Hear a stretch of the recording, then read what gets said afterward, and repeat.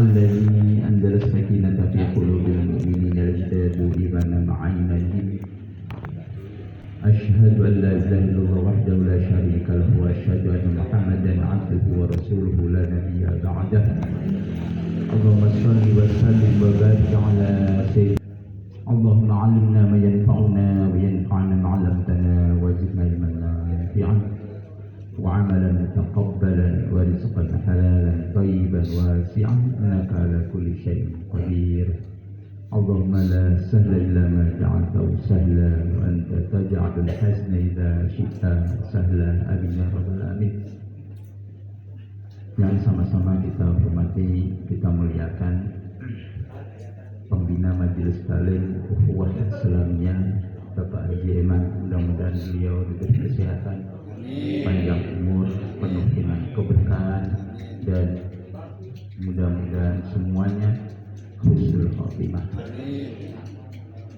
Yang sama-sama kita hormati Bapak Ustadz Ketua Majelis Taklim Ukhuwah Islamiyah Bapak Ustadz Ridho, guru kita semua.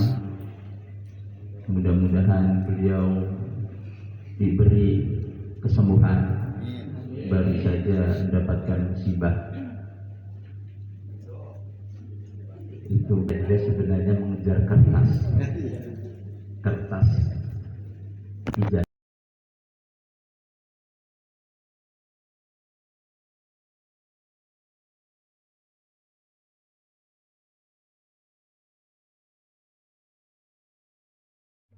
Bapak-bapak, ibu-ibu, wabil khusus ini ada yang terlewat, Ustadz Sufyan, guru kita semua. Anda di mana beliau? Tadi ada di sini. Alhamdulillah.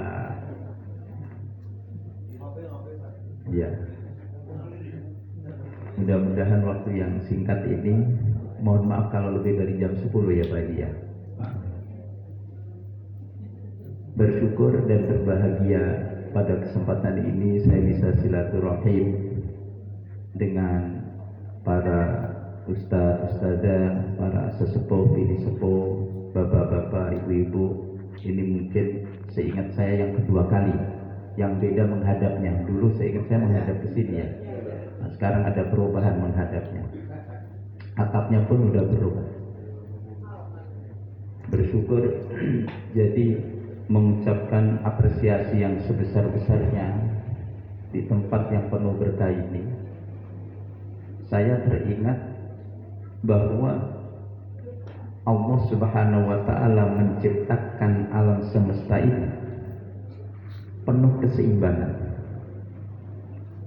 Was-samaa'a rafa'aha wa wada'al mizan alla tatghaw fil mizan wa aqimul wazna bil qisti wa la tukhsirul mizan. Termasuk kita sendiri diciptakan oleh Allah Subhanahu wa Ta'ala juga penuh keseimbangan. Dan jagalah keseimbangan itu dengan hati, jangan dikurangi sedikit demi keseimbangan. Dan sama-sama sekali lagi saya merasa bersyukur ini kita betul-betul sudah berikhtiar melaksanakan keseimbangan. Yang saya maksudkan ini ada berbagai pendapat, tapi saya mengambil pendapat yang sederhana bahwa kita diciptakan ini terdiri dari 3 unsur yang sama-sama kita hormati.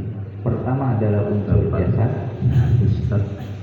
yang kedua adalah unsur akal, dan yang ketiga adalah unsur hati, guru kita semua. Dan masing-masing unsur ini membutuhkan makanan masing-masing, beri walaupun berbeda-beda bentuk makanannya mendapatkan musibah. Kalau jasad membutuhkan makan, minum, gara-gara olahraga, istirahat, tidur dan sebagainya, itu semua adalah makanan jasad. Kemudian akal juga membutuhkan makanan, yaitu ilmu. Alhamdulillah tadi kita sudah banyak mendapatkan ilmu dengan banyaknya sholawat dan sebagainya. Ini juga sekaligus memberikan makanan yang ketiga, yaitu makanan hati. Jadi di sini lengkap. Saya itu tadi pagi atau hari-hari kemarin, makanan jasad cukup di sini. Lapang tenis meja ada kan? Nah itu semua adalah makanan jasad. Nah Ustadz Sofyan itu juga jagonya itu kalau makanan jasadnya bola naik sedikit cemes. Nah itu adalah makanan-makanan jasad. Kalau nggak olahraga orang nggak seimbang, jadi bisa sakit karena tidak dipenuhi kebutuhan makanannya. Ya kemudian kita pada malam ini bisa menambah-nambah ilmu sedikit, bisa tukar pikiran, mendapatkan bekal, itu juga mendapatkan makanan akal. Kemudian yang ketiga, pun kita ada di tempat dengan sholawat, dengan berdoa, dengan istighfar, dengan bertaubat, dan seterusnya. Tatmainul qulub bisa menenangkan tiga-tiganya. Tapi itu juga bisa diringkas juga sebenarnya. Cukup dengan olahraga catur semuanya dapat. Ada di sini yang hobi catur, yang sama-sama kita hormati, kita muliakan. Makanan makannya dekat karena mikir. Mudah-mudahan beliau Terus makanan fisiknya juga dapat. Apa ya? Ngangkat kuda. Kan kuda itu berat, diangkat itu sama tukang catur. Jadi fisiknya dapat. Yang sama-sama kita hormati. Apalagi ketika Bapak ada yang makan, Ketua apa jawab Taklim Ukhuwahnya pas dapat makan, Allah makanan hati pun dapat. Pas mudah-mudahan bentengnya diambil, innalillahi wa inna ilaihi raji'un, dapat kesembuhan. Jadi kita harus diminta, dan ini tidak ditemukan di tempat-tempat lain, Pak Edi, saya sampaikan. Saya ini masuk organisasi tenis meja di beberapa tempat, tapi bersyukur ini ada makanan-makanan rohaninya juga ada, mudah-mudahan bermanfaat. Dan pada malam ini adalah momentum yang sangat penting, momentum di mana tadi ada sholawat yang sangat indah dan kita bisa meresapi, dan itulah sedianya semestinya orang mukmin ketika menyambut Ramadan.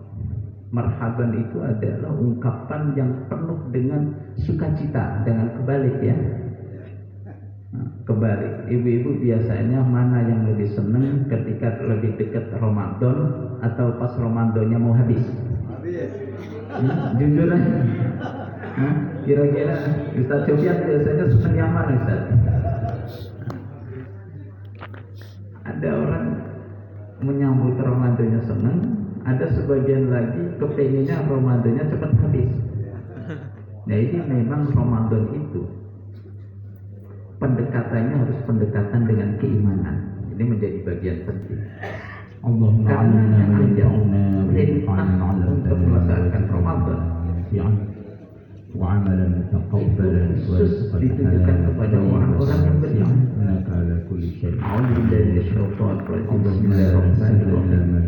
Ya ayyuhalladzina amanu kutiba alaikumus syiyam kama kutiba alal ladzina min qablikum la'allakum tattaqun.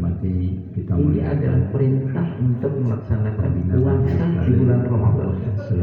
Khitab ayat ini yang dipanggilnya adalah khusus orang-orang yang beriman. Penuh dengan keberkahan.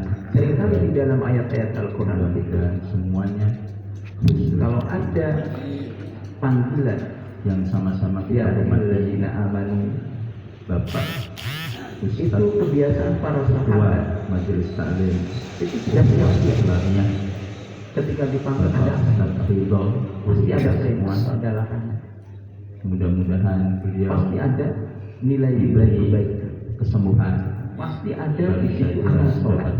Kebanyakan setelah beriman perintah amal soleh, lalu ada berita tujuan daripada perintah itu la'allakum tattaqun, agar kita menjadi pribadi-pribadi yang bertakwa. Nah pertanyaannya, apakah takwa itu sendiri akhir daripada tujuan setiap amal soleh? Karena ada ayat-ayat lain, satu sisi la'allakum tattaqun itu ditempatkan di akhir ayat, la'allakum tattaqun sebagai akhir. Tetapi di saat yang lain, misalnya di dalam surat Al-Hasyr, itu justru takwa itu menjadi bekal. Ya ayyuhalladzina amanu taqullah wal tanzur nafsum ma qaddamat lighad wattaqullah. Coba. Ini kalau begitu orang beriman disuruh bertakwa, kemudian disuruh memperhatikan setiap perbuatan itu akibatnya apa, rencana-rencana. Kemudian ditutuplah wattaqullah dan bertakwalah. Kemudian ada satu ayat lagi, misalnya perintah wattaqullah la'allakum tuflihun. Bertakwalah kalian supaya kalian beruntung. Kalau begitu, takwa itu bukan tujuan akhir, tetapi adalah sebagai jembatan transit sunnah, kemudian bekerja lagi untuk meraih tuflihun. Dan tuflihun pada puncaknya adalah yang disampaikan sambutan Pak Pembina Andi tadi. Puncak dari tuflihun Ketua Majelis Taklim Ukhuwah yang dimasukkan surga Allah Subhanahu untuk kita semua. Jadi Mudah-mudahan beliau nilai-nilai ketakwaan ini menjadi penting, karena takwa itu menjadi bekal dalam hidup kita ini. Ini Ustaz Sofyan biasa memberangkatkan jamaah haji atau umroh. Haji itu adalah ibadah penting. Perlu persiapan bekal. Apa? Kalau haji harus punya apa? Punya uang. Terus punya apa lagi? Visa. Visa, benar. Terus harus punya Paspor. ada paspor udah siap, uang udah siap. Pas mau berangkat sakit, nggak jadi gitu. Jadi butuh kesehatan, butuh uang. Ada lagi, udah lengkap, tapi daftarnya kecoret lagi. Ada yang kayak begitu. Artinya perlu banyak bekal yang harus disiapkan.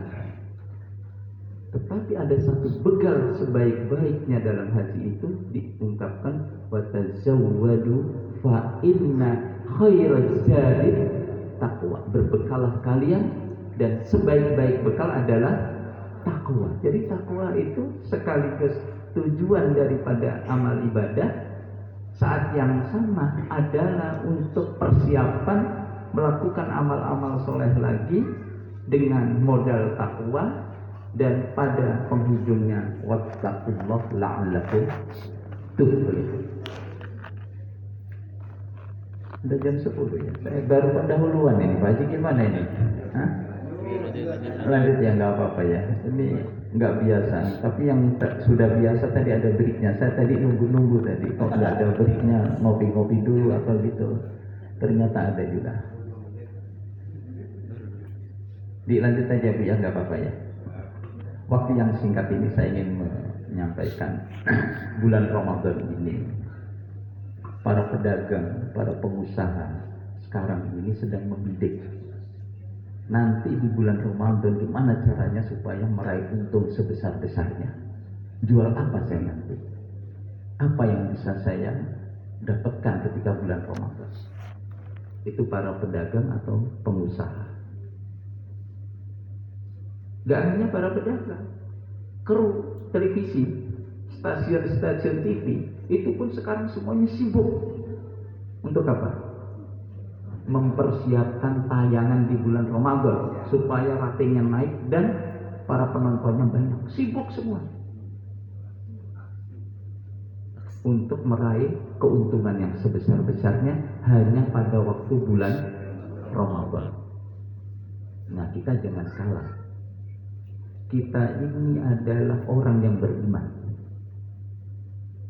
orang yang meyakini bahwa segala perbuatan yang kita lakukan di dunia dengan amal-amal kita, khususnya amal soleh, ini nanti di akhirat akan dibalas oleh Allah Subhanahu wa Ta'ala.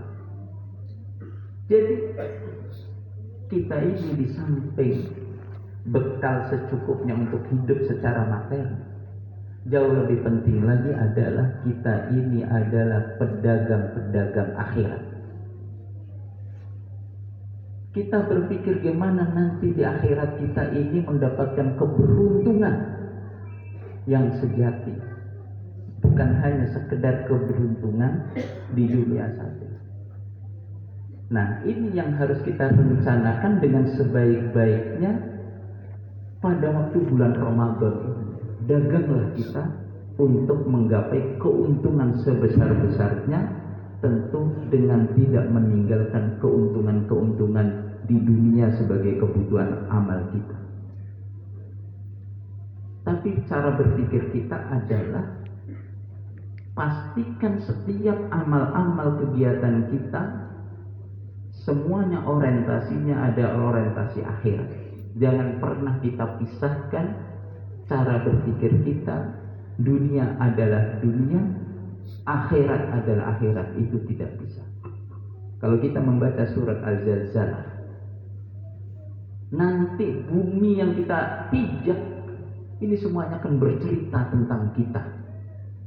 Bumi tidak hanya mengeluarkan isi perutnya, besi, air, api, batu. Tidak hanya itu, tetapi dia bercerita si fulan pernah menginjak ini, si fulan pernah injak ini. Lalu di bumi mana yang tidak pernah kita injak? Semua bercerita. Kebaikan ceritakan kebaikan, keburukan pun semuanya. Jadi nggak pernah kehidupan dunia yang kita lakukan ini terlepas dari kehidupan akhirat. Apalagi orang yang mengatakan bahwa seimbang itu adalah sama. Segala urusan, ini kan urusan dunia. Nggak ada urusan dunia yang nggak ada hubungannya akhirat bagi orang beriman.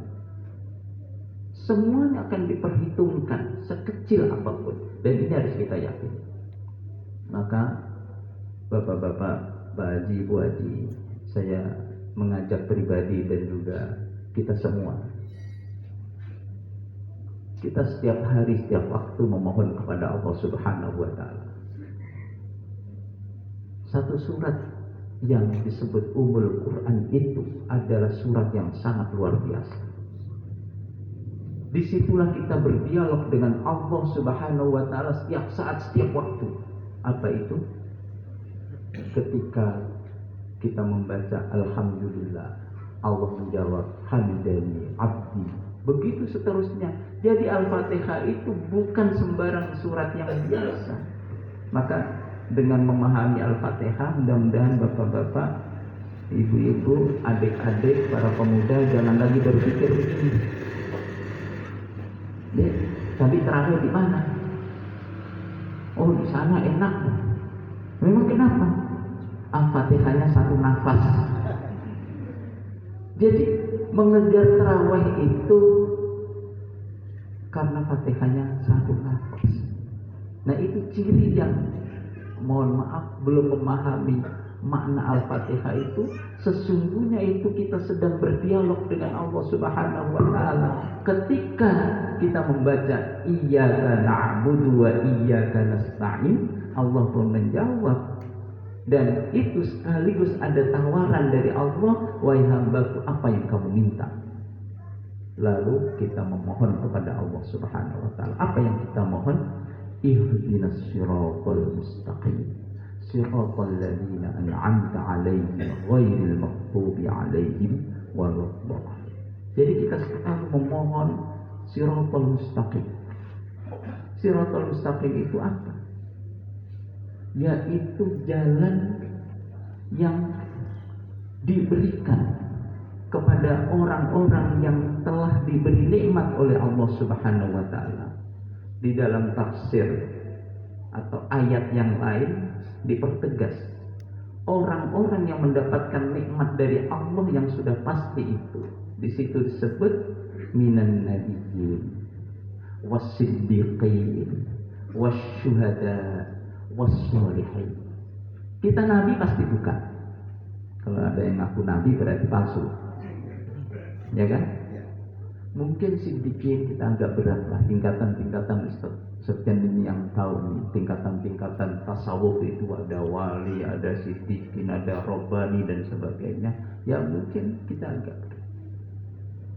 Wasyuhada kita juga tidak tahu nanti meninggal apakah dalam keadaan syahid apa tidak.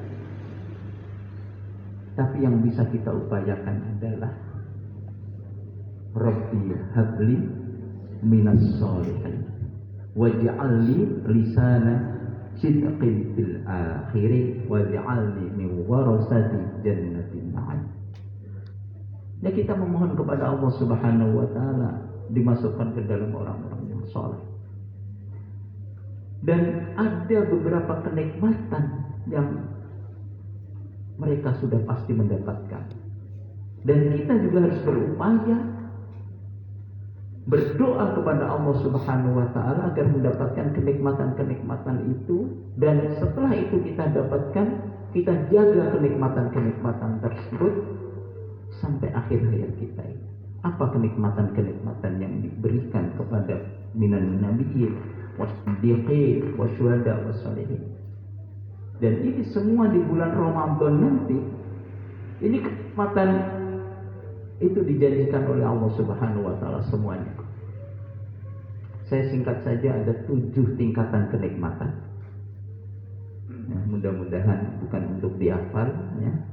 Nggak ada ujiannya, nggak ada tesnya, tetapi kita bisa meresapi, pastikan apa yang kita lakukan ini tidak keluar dari yang 7 itu. Begitu saja. Kalau sampai keluar dari yang 7 itu berarti ibu nomor yang 8 atau nomor 9. Karena di luar 7-nya. Yang harus kita jaga, yang diberikan kepada kita pertama adalah kenikmatan hidayah. Kita bersyukur hidup ini mendapatkan hidayah dari Allah Subhanahu wa taala. Kalau Pak Rida sudah dapat hidayah dengan Ustaz Sofyan, ya. Itu ada tulisan Masjid Al-Hidayah. Nah, hidayah ini mahal, dan hidayah itu hanya hak prerogatif Allah Subhanahu wa taala. Nabi sendiri, Rasulullah SAW, ketika pamanda tercinta Abu Thalib ketika sakaratul maut itu, ishhad ya Ali, bersyahadatlah wahai pamanku. Nggak jadi juga diganggu yang lain sampai akhir hayatnya dalam keadaan. Kemudian di situ Rasulullah SAW bersedih. Maka dalam asbabun nuzul ada innaka la tahdi man ahbabta walakinallaha yahdi man yasha. Jadi sesungguhnya engkau Muhammad tidak akan mampu memberikan hidayah sekalipun kepada orang yang engkau cintai.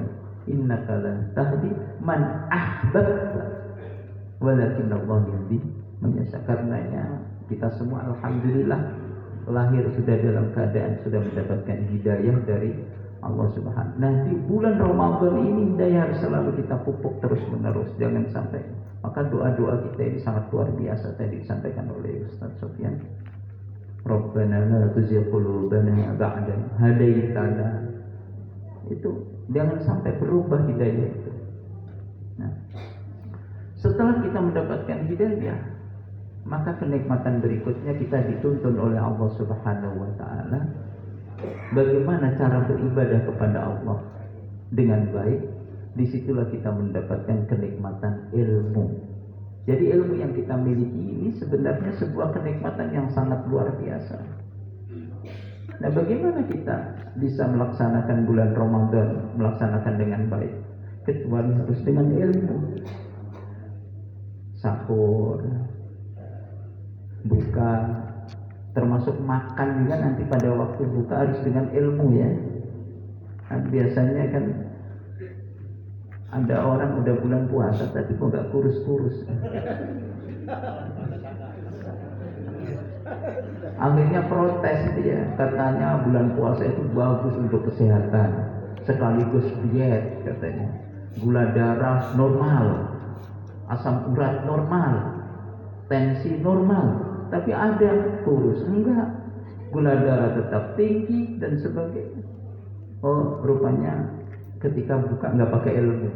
Nah, Itu butuh ilmu itu. Jadi ilmu, apalagi ilmu-ilmu tentang keislaman yang ada hubungannya dengan amal soleh, ditambah lagi nanti ilmu-ilmu tentang kehidupan di dunia ini, maka disebut man arada dunya fa'alaihi bil ilm. Barang siapa yang menghendaki kebahagiaan dunia, maka dia harus berilmu.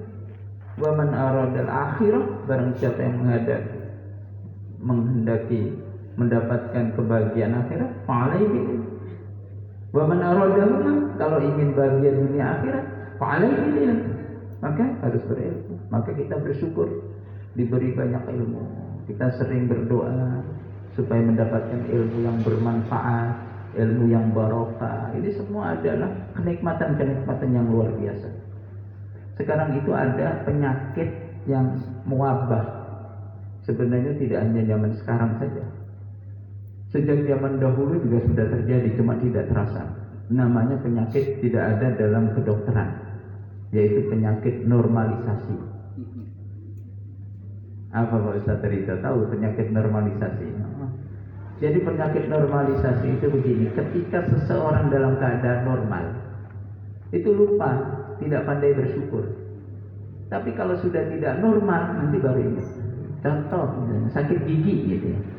Itu kalau ketika gigi kita normal, suka ingat nggak? Jarang, ya biasa-biasa aja gitu. Tapi pas sakit gigi itu baru ingat, waduh nanti mau periksa ke dokter. Kalau udah pas sembuh apa? Datang nggak? Enggak. Sama. Ketika sekarang kita ini bisa duduk sila dengan baik, bisa kipas-kipas begini, ya kan? Ini adalah sebuah kenikmatan.